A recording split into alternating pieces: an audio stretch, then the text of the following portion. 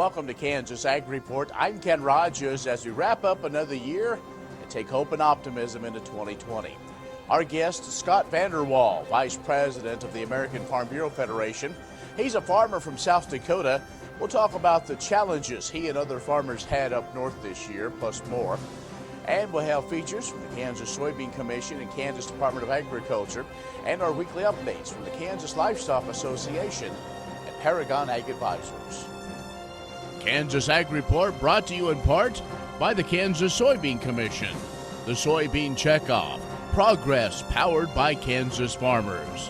Kansas Farm Bureau, a grassroots ag organization representing the state's farm and ranch families since 1919, KFB.org. And the Kansas Wheat Commission, lending in the adoption of profitable innovations from wheat. Online at kswheat.com.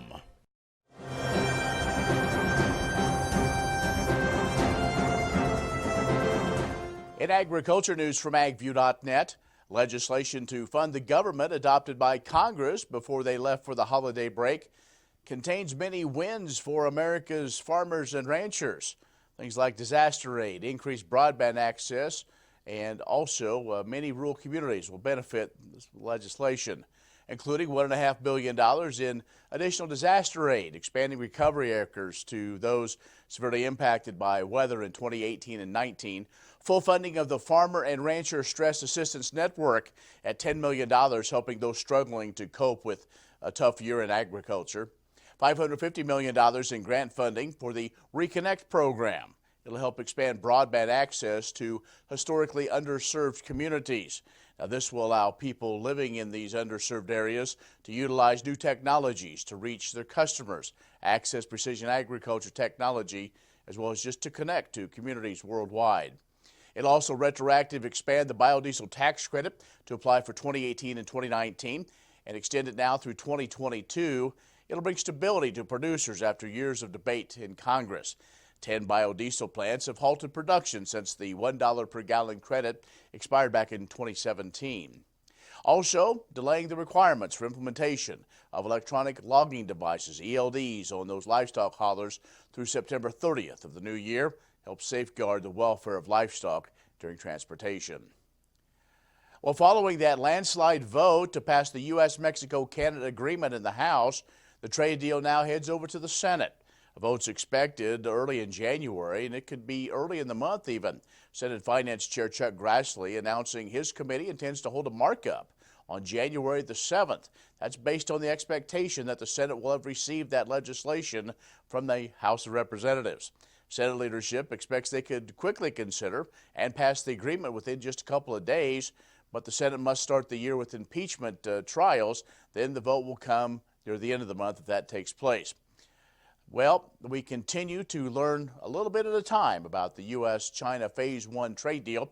U.S. officials state the deal will include additional purchases of U.S. farm products of at least $32 billion over 2 years, and that's over the peak agriculture sales of $24 billion took place in 2017 before this trade war even started. Now, some analysts have been skeptical about the practicality of meeting that requirement, but Jim Wiesmeyer says that China purchases more than $124 billion in the ag goods off the world market, providing a whole lot of room to expand just how much comes from the U.S. Now, reports indicate that fully one-third of the 86-page agreement that discusses agriculture, but there are few details yet out to the public. One official in China said after the official signing of the deal, the context of the agreement will be made public. So we'll have more on these and other stories online at agview.net.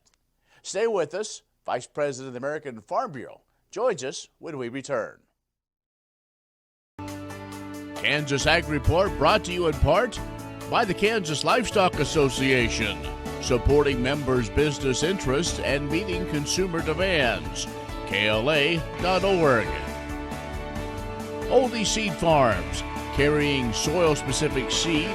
Find them on the web at oldieseed.com. That's OHLDE seed.com. And Kansas Corn, building the future at kansascorn.com. Many seed companies claim to offer the latest genetics, but how many have tested those genetics in soils just like yours? The Oldie Seed Know to Grow research program has fully tested the latest seed genetics in soils that are right in your neighborhood.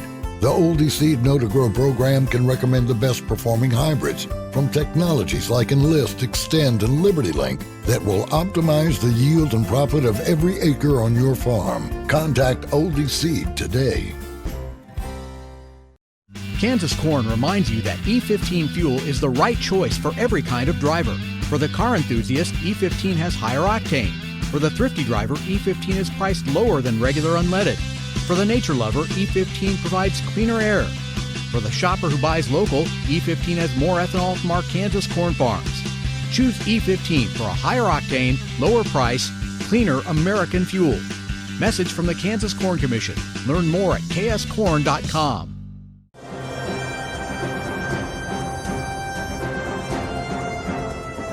Joining us is Scott Vanderwall, who is the Vice President of the American Farm Bureau Federation, also the State President for the South Dakota Farm Bureau. And Scott, first off, congratulations to the American Farm Bureau celebrating their centennial.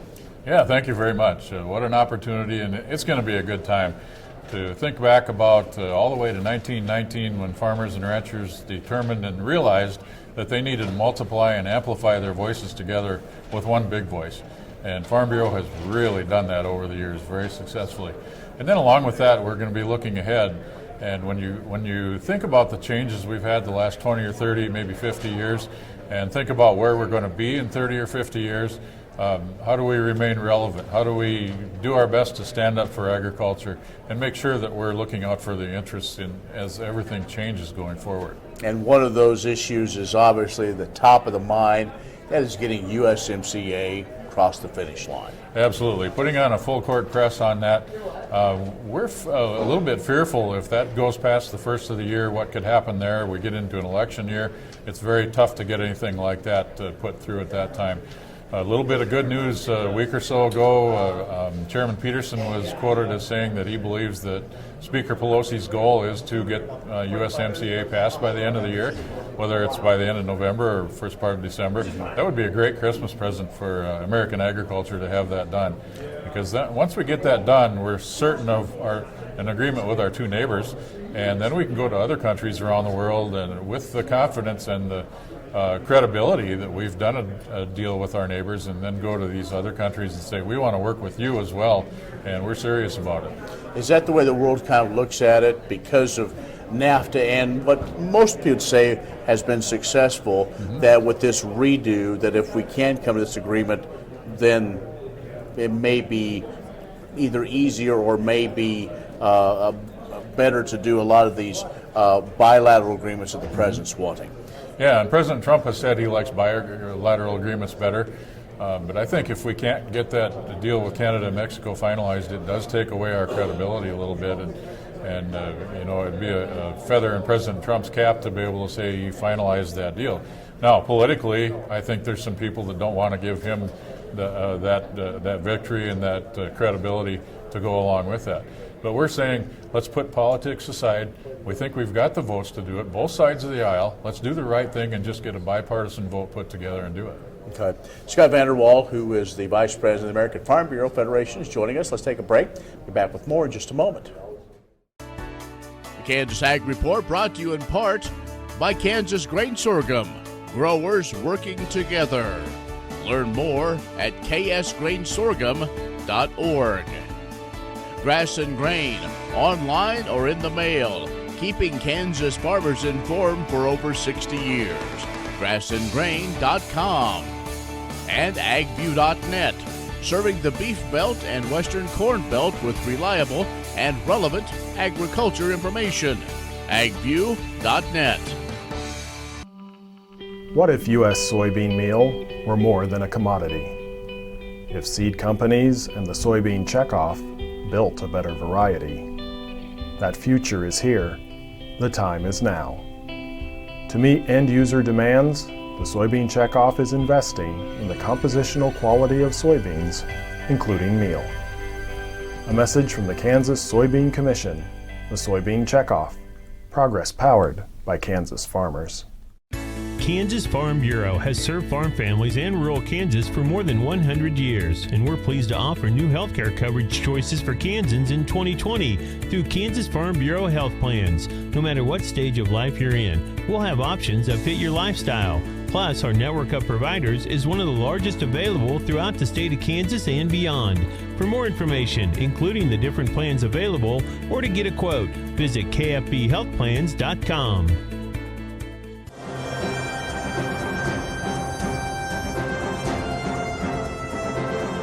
Scott Vanderwall, the Vice President of the American Farm Bureau Federation, is joining us. He's also a farmer in South Dakota, the State President of the South Dakota Farm Bureau. Scott, let's talk about the one thing that has been somewhat overshadowed, but something that each of us live with on a daily basis, and that is the ag economy. And they've tried about everything to kind of boost it, but it kind of goes back to those, if we get the market built back up again, that goes a whole long way on Main Street. Exactly, and that's one of the big things we've been dealing with the ag economy. First of all, we've had a bad price situation to start with, and then almost 2 years ago now, the trade wars and the tariff disputes started, which piled onto it. And then for a couple of years, we've had trouble planting and harvesting, and it just hasn't been a good situation. And a year ago, we had a record crop, so that added to the supply. So it's been a situation where everybody's really having to hang in there and adapt. Now, when we've had these tough conditions and the President did the market facilitation program, that certainly wouldn't have been our first choice as far as remedying the situation, but it is appreciated in the absence of trade agreements. And it's certainly going to help some people stay in business, whether it's young farmers that aren't real well capitalized or guys my age and older that are tired of seeing their equity disappear. It might keep us in business for another year and give some people some hope. Let's do a little geography lesson. Let's talk about how things were on your farm and in South Dakota and then your neighbors to the north. We just continue to hear reports that they're ready for a new year, literally. Yeah, we are too. We're looking forward to the end of 19, but the fact is this is going to last a long time. There's a weed seed load out there because on prevented planting land, a lot of us couldn't get those weeds controlled until August, so we disked them down, but they went to seed. There's wet spots, there's compacted areas. We haven't got much tillage done yet for next year, no fertilizing, so it's really going to have a long-term impact. And of course, the part that spread on this whole thing, it didn't just affect farmers and ranchers. It affected the fertilizer dealers, the seed dealers, the people that do custom work out in the fields and spray. It was a long-reaching effect through our entire economy, and it's going to take a while to recover from that. But having said that, farmers are resilient. We're optimistic. We wouldn't do this without that, just being by nature. So we look forward to a better year next year, and hopefully it'll come about. And speaking of that, you're going to kick off a new year with your annual meeting. Absolutely, down in Austin, Texas, about the third week of January. And we're looking forward to a great time there, not only celebrating the centennial like we talked about, but putting our policy in place for the next year where our members give us as leaders our marching orders for the coming year. All right. Scott Vanderwall, who is the Vice President of the American Farm Bureau Federation, has joined us. Stay with us. We'll have more in a moment. The Kansas Wheat Innovation Center in Manhattan is rediscovering ways to get improved varieties and new genetics in the hands of farmers faster. Grower-led and checkoff-funded research initiatives are bringing about positive change. This grassroots leadership provides a strong voice in Topeka and Washington, D.C. Now is the time to partner with Kansas Wheat in moving wheat forward. Kansas Wheat Commission and Kansas Association of Wheat Growers. Farmers investing in their future and yours. Log on to rediscoverwheat.org. You don't have to be a farmer or rancher to become a Kansas Farm Bureau member. Anyone can join. As a member, you'll get discounts on things like hotels and entertainment, health and wellness services, cell phone plans, and more. You'll also strengthen the lives of your fellow Kansans and help build strong, prosperous communities through agriculture advocacy and education. Join us today. Visit kfb.org/join to learn more. Next time you see a beautiful field of corn, reach out and thank the farmers who work tirelessly to raise corn for livestock feed, renewable fuels, and exports to feed a growing world population. The farmers on the Kansas Corn Commission work for Kansas Corn with grower-funded checkoff dollars that support foreign and domestic market development, research, promotion, and education to expand opportunities for Kansas farmers. To learn more, visit kscorn.com.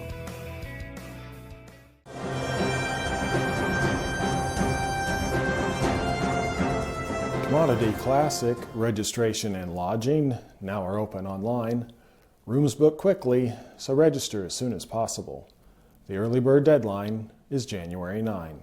The 25th annual event will be February 27 to 29 in San Antonio, Texas. The Henry B. Gonzalez Convention Center will house most Commodity Classic events. Endorsed hotels are within walking distance or provide complimentary shuttles to and from the convention center. Registration and lodging should be arranged at commodityclassic.com on the web. To ensure favorable rates, reasonable terms, and confirmed rooms at the official Commodity Classic hotels, make your reservations through Experian. Full registration includes the opening reception, trade show access, the general and educational sessions, the American Soybean Association banquet, and the evening of entertainment. If you plan to attend the ASA Awards Banquet, sign up soon because it always sells out quickly. Beginning at 6 p.m. Friday, February 28, the 2020 event will include dinner, awards, entertainment, and ASA's 100th anniversary celebration. It is sponsored in part by the Soybean Checkoff. Established in 1996, Commodity Classic is America's largest farmer-led, farmer-focused convention and trade show. It is a production of ASA, the National Corn, Wheat, and Sorghum Farmers Associations, and the Association of Equipment Manufacturers. What if U.S. soybean meal were more than a commodity? If seed companies and the soybean checkoff built a better variety? That future is here. The time is now. To meet end-user demands, the Soybean Checkoff is investing in the compositional quality of soybeans, including meal. A message from the Kansas Soybean Commission, the Soybean Checkoff, progress powered by Kansas farmers. Green sorghum is one of the most important cereal crops worldwide, and Kansas leads the nation in its production. Over the years, sorghum has been either exported, used in animal feed domestically, or for other industrial uses. Recently, its use in the ethanol market has seen tremendous growth, with 30% of domestic sorghum typically going to ethanol production. Kansas Grain Sorghum is committed to sorghum research, market development, and education. Learn more at ksgrainsorghum.org.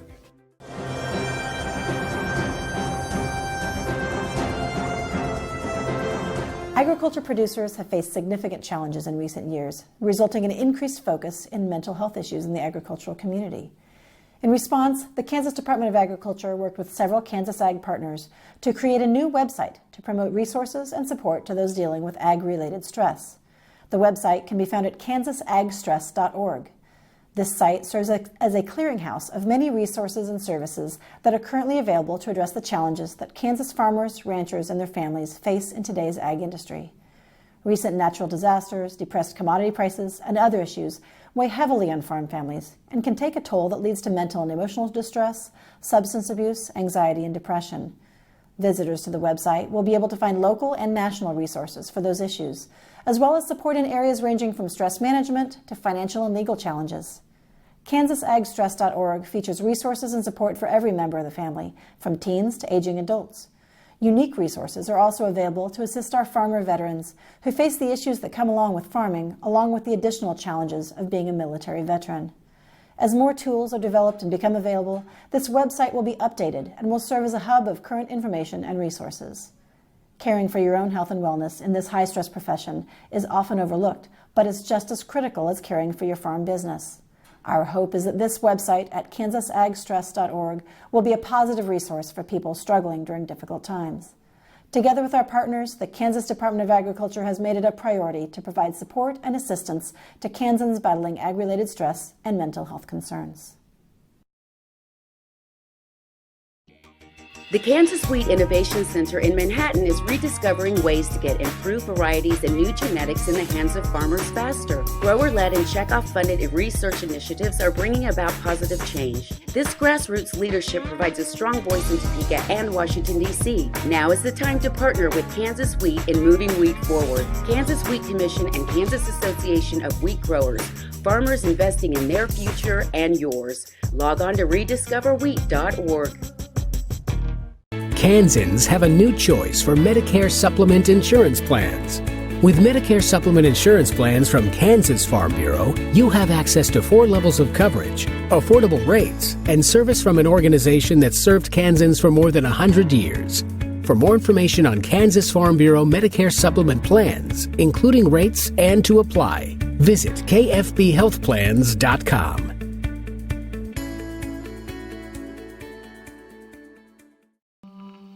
What if U.S. soybean meal were more than a commodity? If seed companies and the soybean checkoff built a better variety?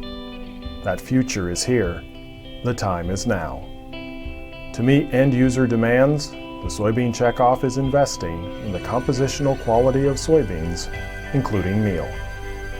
A message from the Kansas Soybean Commission, the Soybean Checkoff. Progress powered by Kansas farmers.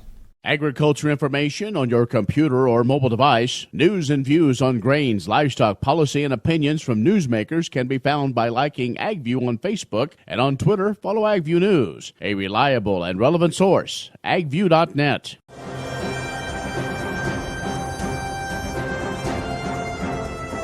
The Kansas Department of Agriculture Division of Animal Health conducted an exercise December 16th through 18th to test the state's preparedness for a foreign animal disease outbreak.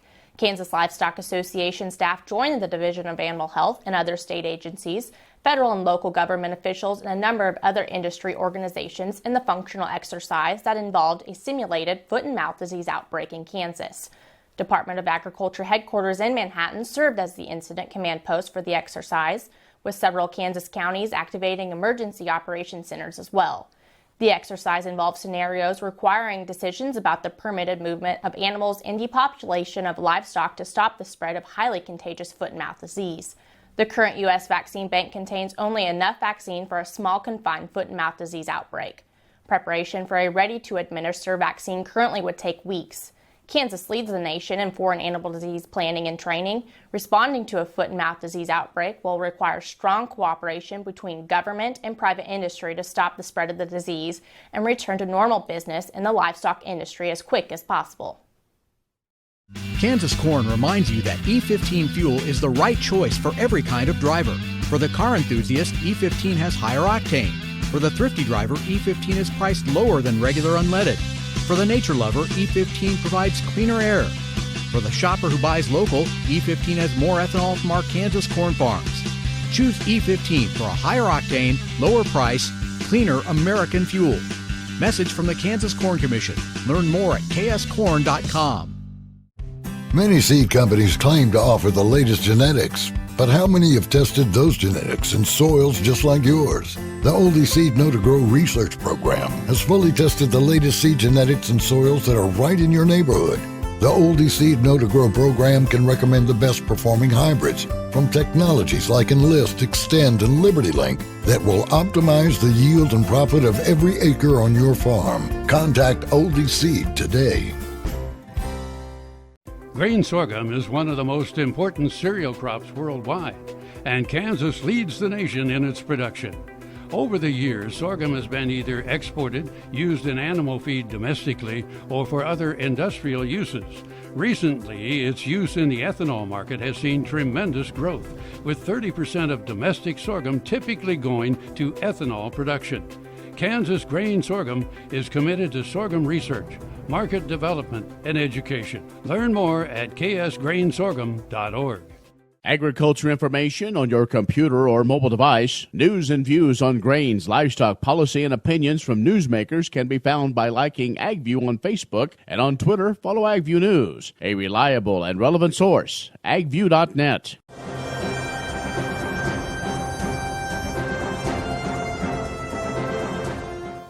Hi everyone, Zach Otot here with Paragon Ag.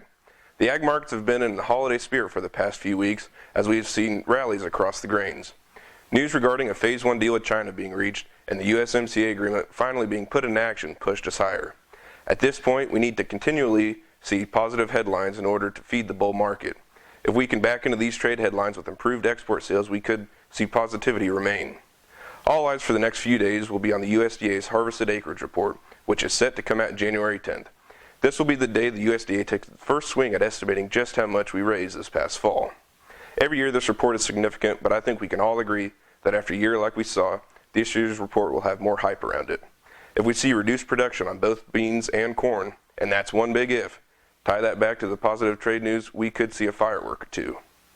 Looking back on 2019, it's easy to say coulda, shoulda, woulda sold more during the summertime highs. But at the time, it wasn't easy to pull the trigger because there was a lot unknown yet. As Randy Travis once said, hindsight's 20/20, and when the market is up, you wish you hadn't sold any, and when it's down, you wish you'd have sold it all. We're likely going to see a rally at some point in 2020 due to a number of things. Too hot, too dry, too wet, trade, politics, China, who knows. But if it's anything like the last 5 years, the rally is going to come when we know the least about the crop, and you're going to be faced with making a decision. There are ways where we can do more at higher prices without locking yourself into a final physical commitment, so that come this time next year, it makes a difference. If you have questions about getting a jump on 2020 marketing, or still don't have a plan for 19's crop, give us a call here at Paragon Ag Advisors at 888-452-8751. I'm Zach Otot. Hope everyone had a Merry Christmas, and I want to wish you a Happy New Year. Well, that's our show this week. Be social with us by liking us on Facebook, following us on Twitter, bookmarking Kansas Ag Report, your favorite browser. Thank you for your support and comments we've received over the last year. We're looking forward to more improvements to the show as the year develops. I'm Ken Rogers. Come back next week. We bring you another Kansas Ag Report.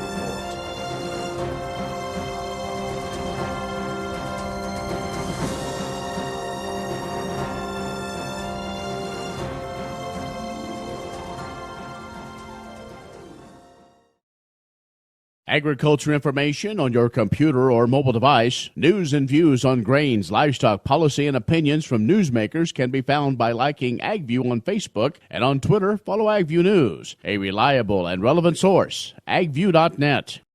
Kansas Corn reminds you that E15 fuel is the right choice for every kind of driver. For the car enthusiast, E15 has higher octane. For the thrifty driver, E15 is priced lower than regular unleaded. For the nature lover, E15 provides cleaner air. For the shopper who buys local, E15 has more ethanol from our Kansas corn farms. Choose E15 for a higher octane, lower price, cleaner American fuel. Message from the Kansas Corn Commission. Learn more at kscorn.com. Grain sorghum is one of the most important cereal crops worldwide, and Kansas leads the nation in its production. Over the years, sorghum has been either exported, used in animal feed domestically, or for other industrial uses. Recently, its use in the ethanol market has seen tremendous growth, with 30% of domestic sorghum typically going to ethanol production. Kansas Grain Sorghum is committed to sorghum research, market development, and education. Learn more at ksgrainsorghum.org.